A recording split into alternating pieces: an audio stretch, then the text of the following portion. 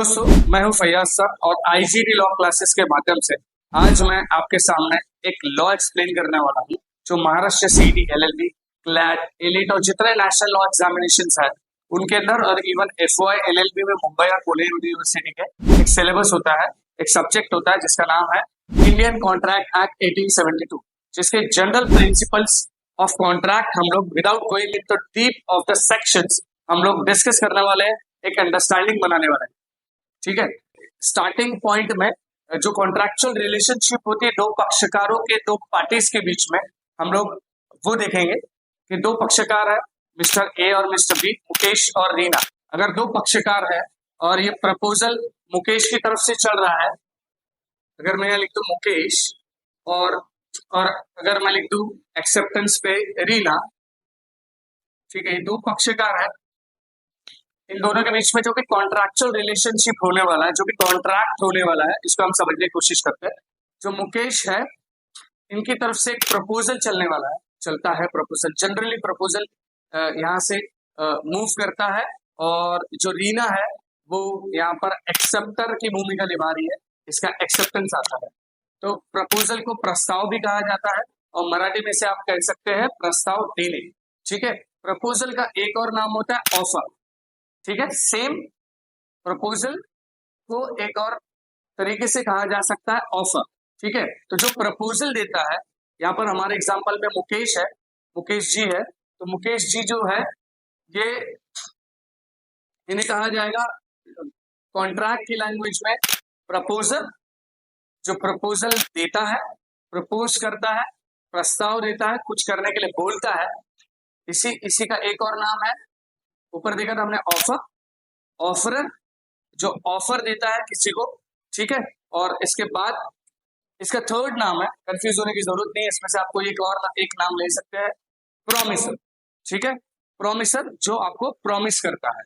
ये बहुत सारे कॉन्ट्रैक्ट्स हो सकते हैं, फॉर एग्जांपल एक सेल डीड हो रही है, कुछ बेचा जा रहा है, कुछ सेल किया जा रहा है, तो वहां पर से अगर हम एग्जांपल से समझेंगे तो अगर प्रपोजल मुकेश जी दे रहे हैं, for example Maharashtra LLB CET का कोर्स है, ठीक है, ये सेल करना है, इसकी ऑफर देते हैं, तो इसका कंसीडरेशन यानी मराठी में से मुबदला कहते हैं, कंसीडरेशन $10,000 रुपीज में है, तो एक्सेप्टेंस को उसे एक्सेप्ट करना पड़ेगा, तभी कॉन्ट्रैक्ट आगे मूव करेगा।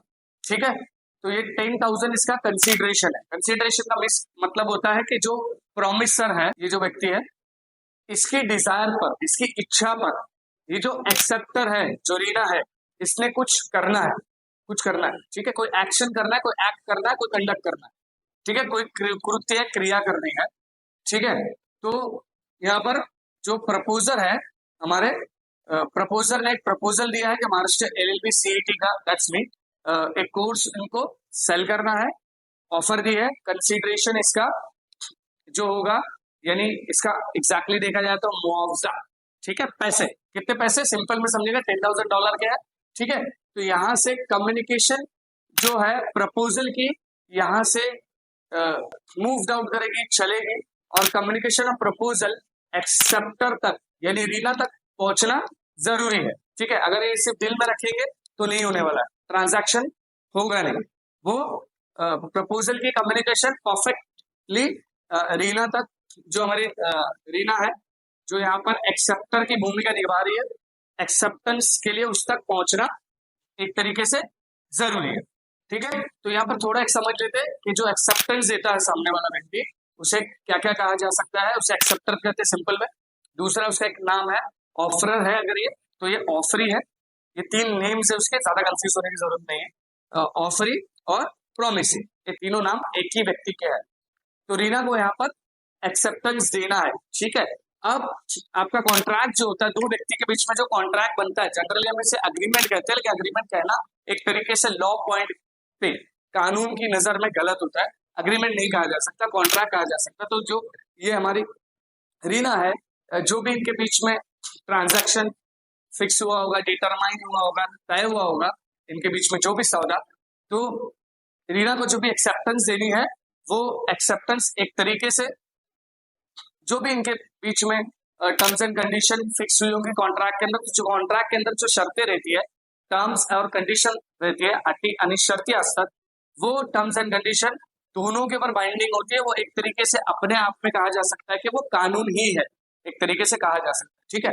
तो दोनों को बाइंडिंग हो जाता है जब एक्सेप्टेंस इन्होंने, रीना ने दे दिया।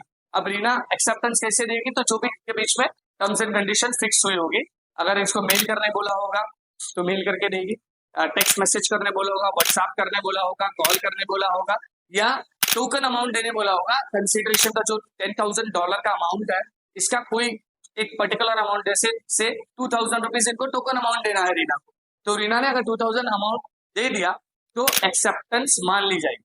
अभी यहाँ पर एक है कि जो हमारे प्रपोजर होते हैं, ये 3 नाम इनके हैं, जो मुकेश है, इनकी कम्युनिकेशन इन तक पहुंचनी ही चाहिए कंप्लीटली, ठीक है। लेकिन एक्सेप्टर को थोड़ी सी एक फ्रीडम दी गई है कि इन्होंने कम्युनिकेशन जो ऑफ एक्सेप्टेंस, जो भी इनका वार्तालाप है, इनका जो सहमति है, इनका जो कॉन्सेंट है, इसे कॉन्सेंट कहा जा सकता है, और आगे भी हम लोग डिटेल में डिस्कस करेंगे इसे। ये जो कॉन्सेंट है, ये कॉन्सेंट पूरी तरीके से पहुंचनी चाहिए, ठीक है। कॉन्सेंट वहां पर ऊपर तो पहुंच ही रही है कम्युनिकेशन ऑफ प्रपोजल की शक्ल में, सूरत में, लेकिन जो एक्सेप्टर है हमारे रीना जी, ये रीना जो कॉन्सेंट दे रहे हैं, कम्युनिकेशन ऑफ एक्सेप्टेंस है, वर्डिंग ऐसी है कि जब आउट ऑफ द कंट्रोल हो जाता है इनके पावर, अगर फॉर एग्जांपल पुराने जमाने का एग्जांपल लिया जाता है कि लेटर बॉक्स में इन्होंने लेटर डाल दिया, तो अगर लेटर इन्होंने डाल दिया है तो अब एक्सेप्टर का एक्सेप्टेंस कंप्लीट हो गया ऐसा मान लिया जाएगा, और इनको वेट करना पड़ेगा तब तक ये प्रपोजर को, ये आगे नहीं बढ़ सकते या किसी और को वो चीज सेल नहीं कर सकते, ठीक है। या इन्होंने मेल कर दिया, इन्होंने मेल करने बोला था प्रपोजर ने, और एक्सेप्टर ने अगर मेल कर दिया है, तो मेल इन्होंने, हो सकता है इन्होंने देखा नहीं होगा कुछ बिजी शेड्यूल की वजह से, तब भी एक्सेप्टेंस हो गई है ऐसा मान लिया जाएगा, ठीक है। टेक्स्ट मैसेज कर दिया, व्हाट्सएप कर दिया, अभी इन्होंने, इन साहब ने, जो हमारे मुकेश है, अभी तो ओपन करके देखा ही नहीं, तो भी एक्सेप्टेंस हो गई है कॉन्ट्रैक्ट में, एज पर लॉ ऐसा माना जाता है। हम लोग ज्यादा डिटेल में सेक्शंस के नहीं जाएंगे, क्योंकि महाराष्ट्र एलएलबी, सीईटी और क्लैट में आपको लीगल प्रिंसिपल्स दिए हुए रहते हैं, जिसके अंदर बेसिकली लॉ का कोई सेक्शन होता है, ठीक है, without mentioning the section number, section 2 है, 4 है, जो भी है फॉर एग्जांपल, और लीगल प्रिंसिपल दिया होता है, नीचे फैक्चुअल सिचुएशन दी होती है। फैक्चुअल सिचुएशन में फॉर एग्जांपल ए ने बी के साथ में क्या एग्जैक्टली कार्य किया, कृत्य किया, क्या ट्रांजैक्शन उनके बीच में हुआ, और नीचे 4 ऑप्शंस आपको एमसीक्यू में दिए हुए हैं। इसके लिए हम लोग बेसिकली 4 लॉस पढ़ते हैं, जिसमें लॉ ऑफ कॉन्ट्रैक्ट है, लॉ ऑफ टॉर्ट्स है, कॉन्स्टिट्यूशन ऑफ इंडिया है, और last but not the least आपका जो फेवरेट है, that is Indian Penal Code 1860, जिसका नाम बदल करके भारतीय न्याय संहिता 2023 हो चुका है, वो रिप्लेस हो चुका है, उस पर भी हम लोग डिस्कशन करेंगे फुल डिटेल के अंदर, ठीक है। तो जैसे इन्होंने, रीना ने यहाँ पर एक्सेप्टेंस दे दी, कॉन्सेंट इन्होंने भेज दी है रीना ने, तो वैसे ही मान लिया जाएगा एक्सेप्टेंस हो गई। तो अब ये कॉन्ट्रैक्ट, अभी फिलहाल ये एग्रीमेंट है, लेकिन समझने के लिए समझते हैं कि भाई लीगली बाउंड हो जाएगा परफॉर्मेंस के लिए, कॉन्ट्रैक्ट लीगली बाउंड हो गया है दोनों पार्टीज के ऊपर, यानी मुकेश के ऊपर भी जो प्रपोजर है, और हमारी रीना के ऊपर भी जो एक्सेप्टर है, इस केस के अंदर लीगली बाउंड हो जाएगा। अब दोनों को भी अपने अपने जो टर्म्स एंड कंडीशन है वो परफॉर्म करनी है। जैसे इन्होंने महाराष्ट्र एलएलबी सीटी का कोर्स पढ़ाने का अगर प्रॉमिस किया है प्रॉमिसर ने, प्रपोजर ने, तो इनके जैसे एक्सेप्टेंस हो गई, यहाँ पर एक अजीब चीज आपको देखने को मिलेगी कि दोनों पार्टी से, क्योंकि न्याय तो हम लोगों को दोनों को देना है, जस्टिस दोनों को देना है, तो इनके बीच में अगर कोई विवाद पैदा होगा, तो इसीलिए अंग्रेजों ने 1872 में 1872 में भारतीय करार कायदा, मराठी में इंडियन कॉन्ट्रैक्ट एक्ट बना कि जे 2 कॉन्ट्रैक्ट करने वाले लोग जो होते हैं, प्रपोजर एक्सेप्टर, जो प्रॉमिसर प्रॉमिसी होते हैं, अगर इनके बीच में कोई विवाद पैदा होता है, तो इस विवाद को निपटाने के लिए एक बेसिक प्रिंसिपल्स होना जरूरी है, अदरवाइज हमारे जजेस न्याय नहीं कर पाएंगे, ठीक है। बेसिक प्रिंसिपल का होना, कानून का होना जरूरी है, इसी के लिए बनाया गया था। तो जैसे ही यहाँ पर एक्सेप्टेंस हो जाती है, कंप्लीट लीगली बाउंड हो गया, परफॉर्मेंस करना है दोनों को। अब दोनों के भी प्रपोजर के यानी मुकेश के राइट्स और लाइबिलिटीज यानी ड्यूटीज अराइज हो जाएंगे, यहाँ पर अधिकार बन जाएंगे, अधिकार इनके अधिकार बनेंगे, इनके कुछ कर्तव्य भी बनेंगे जो उनको परफॉर्म करना है, जो ड्यूटी परफॉर्म करना है, जिसे लॉ के शब्दावली के अंदर ऑब्लिगेशन भी कहा जाता है। सेम ऐसे इधर भी होने वाला है। वो ये है कि राइट्स एंड ड्यूटीज अराइज हो जाएंगी, इनकी रीना की राइट्स एंड ड्यूटीज अराइज हो जाएंगी, अधिकार स्थापित हो जाएंगे। जैसे ही इन्होंने यहाँ पर एक्सेप्टेंस दिया, ड्यूटीज अराइज होंगी और ड्यूटी को ऑब्लिगेशन भी कहा जाता है। ठीक है, क्या राइट्स है? तो इनके राइट्स है महाराष्ट्र, इनके राइट्स है कि महाराष्ट्र एलएलबी सीईटी के का जो कोर्स है, ये जो सेल कर रहे हैं, ये जो ऑफर इन्होंने दे रखा है, कंसीडरेशन जो इसका 10,000 है, वो रीना को जो भी टर्म्स एंड कंडीशन के पास फिक्स हुई होगी कि वन टाइम पेमेंट करना है या इंस्टॉलमेंट्स में करना है, जो भी है, तो फिर ये उनको इनका राइट है वो $10,000 पाने का, मुकेश का, और जो हमारी रीना जी है, इनका राइट है कि उनको वो चीज जैसी बताई गई है महाराष्ट्र सीईटी एलएलबी के कोर्स की, वो उनको मिलनी चाहिए $10,000 में। तो ड्यूटीज क्या है? ड्यूटीज इनका वो सप्लाई करना है मुकेश का, उस चीज को उनको देना है। ठीक है, जैसा बताया गया था वैसे ही, बराबर। उसमें किसी तरीके का कोई फ्रॉड नहीं होना चाहिए, मिसरिप्रेजेंटेशन नहीं होना चाहिए। और इसी तरीके से अगर हम यहाँ पर आएंगे, जो रीना जी है, इनकी ड्यूटीज है कि उनको टाइमली पेमेंट्स करनी है, या और भी कोई टर्म्स एंड कंडीशन हो सकती है। For example Reena ji offline classes ले रही हो, तो ऑफलाइन क्लासेस में इनको ऑफलाइन आना है, डेली आना है, जो टाइम बताया गया उस पर आना है, स्टडीज करनी है, इनको मेहनत करनी है, तभी तो महाराष्ट्र एलएलबी सीईटी का और हमारा क्लैट का कोर्स है, क्रैक कर पाएंगे हम लोग। या एफवाईएलएलबी में कॉन्ट्रैक्ट है, बराबर। फर्स्ट सेमेस्टर के अंदर मुंबई यूनिवर्सिटी में और पुणे में अलग अलग सेमेस्टर्स में है, या पूरे ऑल ओवर इंडिया में अगर आप लॉ का करिकुलम देखेंगे तो कॉन्ट्रैक्ट बहुत इंपॉर्टेंट है, हर जगह आपको मिल जाएगा। तो ये परफॉर्म करना इनको जरूरी है। तो लीगली आप दोनों बाउंड हो गए जैसे इनका एक्सेप्टेंस यहाँ पर रीच कर दिया, यानी अगर आउट ऑफ द पावर भी हो गया, यहाँ पर पहुंचा भी नहीं है इनके पास में, प्रपोजर के पास में, मुकेश के पास में, तो ऐसा मान लिया जाएगा बेसिकली कि यहाँ पर कॉन्ट्रैक्ट बनने पर आया है। समझाने के लिए बता रहा हूँ, अदरवाइज अगर लॉ पॉइंट से समझे तो अभी कॉन्ट्रैक्ट बना ही नहीं है। ठीक है, कॉन्ट्रैक्ट बनने के लिए कुछ और टर्म्स एंड कंडीशन है, जो हम लोग इसके अंदर ही हम लोग सेकंड सेशन में देखेंगे कि और कौन सी टर्म्स एंड कंडीशन है जिसे फुलफिल करना तब वो कॉन्ट्रैक्ट बनेगा। ठीक है, तो एक और एग्जांपल से समझते, सिंपल लाइव एग्जांपल देता हूँ। एक बिल्डर है, उसने प्रपोजल डाला है कि वो 50-50 लाख का आपको एक फ्लैट बेचने वाला है, so and so XYZ construction company ने। ठीक है, इन्होंने ऑफर यहाँ से कम्युनिकेट करी, एक्सेप्टर तक पहुंच गई। ठीक है, इस एग्जांपल को इजी करने के लिए मैंने किया, अदरवाइज एक्सेप्टर यहाँ पर बिल्डर होना चाहिए था। ठीक है, समझने के लिए सिर्फ कॉन्सेप्ट समझना सबसे ज्यादा इंपॉर्टेंट है कि अगर इन्होंने फ्लैट बेचने का कम्युनिकेशन इन तक पहुंचा है और इन्होंने एक्सेप्टेंस दे दी 50 लाख रुपीज में फ्लैट को खरीदने के लिए, जो भी टर्म्स एंड कंडीशन रहे होंगे कि टोकन अमाउंट दे दिया इन्होंने, कंसिडरेशन टोकन अमाउंट दे दिया, कुछ तो भी उसका पार्ट, और बाकी या तो होम लोन लेने वाले हो या डायरेक्टली पे करने वाले हो, व्हाटएवर इट इज, जो भी कंडीशन के बीच में रही हो, अगर फुलफिल कर दी, इन्होंने एक्सेप्टेंस दे दिया रीना ने, तो अब रिवोकेशन का कोई चांस नहीं है। यहाँ पर मैंने लिखा हुआ है लॉफुल रिवोकेशन और अनलॉफुल रिवोकेशन, इस पॉइंट को भी समझते हैं। लेकिन एक्सेप्टेंस के बारे में कहा गया है कि अगर इन्होंने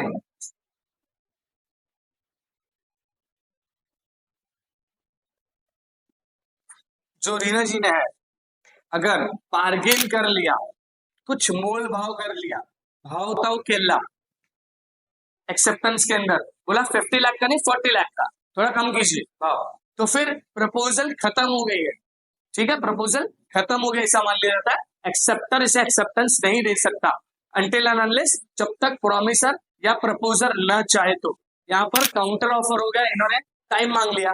एक और एग्जांपल है, इन्होंने बोला हमें 1 महीना सोचने के लिए दो, तो उससे पहले प्रपोजर अगर चाहे तो उस फ्लैट को इनको बगैर इन्फॉर्म किए भी और इन्फॉर्म करके भी बेच सकता है, सेल कर सकता है। इनको एक बार इन्फॉर्म किया जाएगा, एक तरह से ऐसे लीगल नोटिस चलेगी कि हम लोग इसे बेचना चाह रहे हैं, आपका पेमेंट्स आया नहीं अभी तक के, आपका एक्सेप्टेंस फुल्ली नहीं आया, तो फिर बेटर ऑप्शन ये रहेगा कि आप एक्सेप्टेंस दे दीजिए, वरना वो फ्लैट मुझे किसी और को सेल करना पड़ेगा।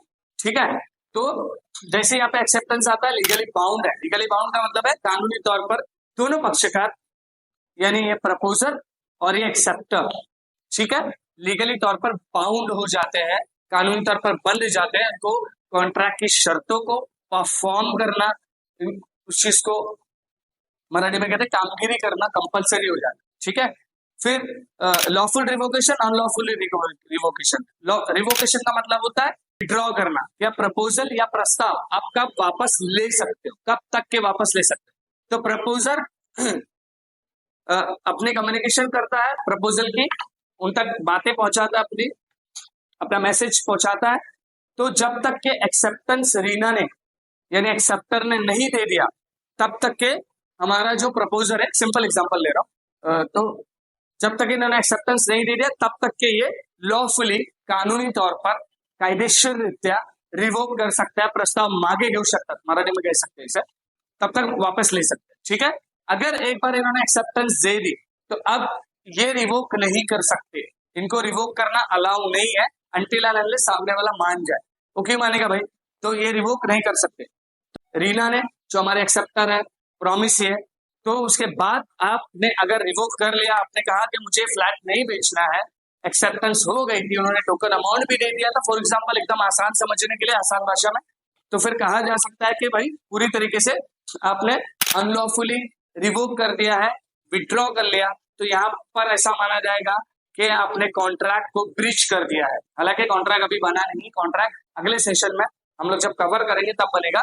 फिर भी यहाँ पर भी अन्याय होगा रीना के साथ अगर इस बिल्डर डेवलपर ने इस तरीके का कुछ रिवोकेशन किया था। तो कब तक कर सकता है, जब तक ये कम्युनिकेशन ऑफ एक्सेप्टेंस इस तक नहीं पहुंचती, प्रपोजर तक, तब तक तो किया जा सकता है। लेकिन एक बार ये हो गया कि एक्सेप्टेंस इनकी पहुंच गई तो ये वापस नहीं ले सकते, और फिर इनको भी अलाउ नहीं है कि ये अपना एक्सेप्टेंस वापस ले, क्योंकि फिर इसके भी अधिकार बन जाएंगे और इनके भी अधिकार बन जाएंगे, इनकी भी ड्यूटीज बन जाएगी, यानी कर्तव्य इनको परफॉर्म करना है, इनको भी अपने हिस्से की, अपने पार्ट की ड्यूटीज को परफॉर्म करना है।